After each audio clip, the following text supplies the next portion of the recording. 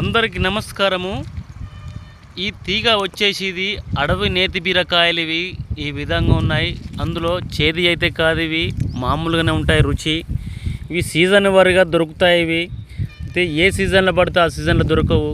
ఈ దొరికినప్పుడు ఇవి కనుక మనము వండుకొని తిన్నట్టయితే ఎన్నో రకాల ఔషధ గుణాలు అయితే ఈ చెట్టు లోపల అయితే ఉన్నాయి. ఈ నేతి బీర లోపల ఇవి ఎండిన కాయలు.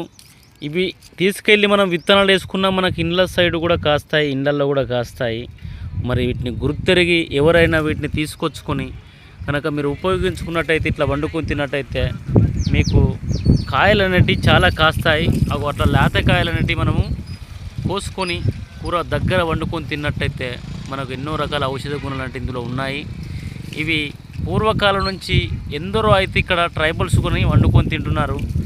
ఇవి మీరు కూడా వండుకొని తిన్నట్టయితే మీకు కూడా అనేక జబ్బుల విన పోరాటం చేసే శక్తి అనేది ఈ నేతి బీరకాయలకు అనేది ఉన్నాయి.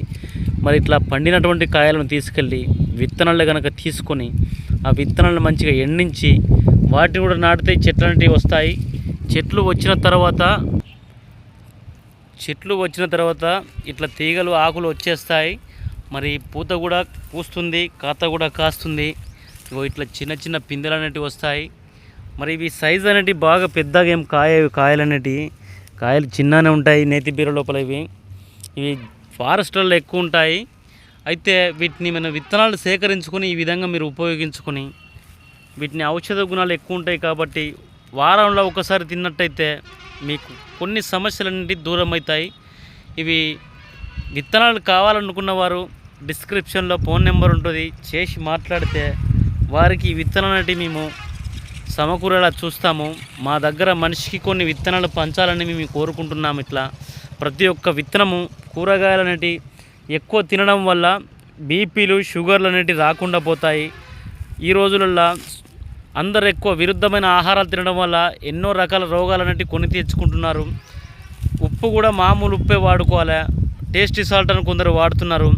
అవి వాడకుండా మామూలు ఉప్పు వేసుకొని ఇలాంటి కాయగూరలు అనేటివి మనం వండుకొని తినడం వల్ల బీపీలు షుగర్లు మటుమాయమైపోతాయి. దీని చిన్న కాయ లేత కాయ అనేది ఈ విధంగా కాస్తుంది. ఇప్పుడే ఇది నేతి బీరల అడవికి సంబంధించింది. పెద్ద సైజు అయితే ఉండేవి, చిన్న చిన్న కాయలే ఇప్పుడు బాగా కాస్తున్నాయి. మేము అన్నీ తీసుకొచ్చి వీటిని అన్నిటి ఇదివరకు చాలాసార్లు వండుకొని తిన్నాము. చాలా రుచిగా ఉంటుంది ఈ కూర అనేది. మరి ఈ కూర తిన్న వాళ్ళు కూడా తిన్నామని కామెంట్ చేయండి, తినని వాళ్ళు తినలేదని కామెంట్ చేయండి. అందరికీ నమస్తే. ఇలాంటి మొక్క అయితే ఎక్కడైనా కనబడితే అస్సలు వదలకండి. ఆయుర్వేదం సంజీవనం సుభిక్షితం. ధన్యవాదములు.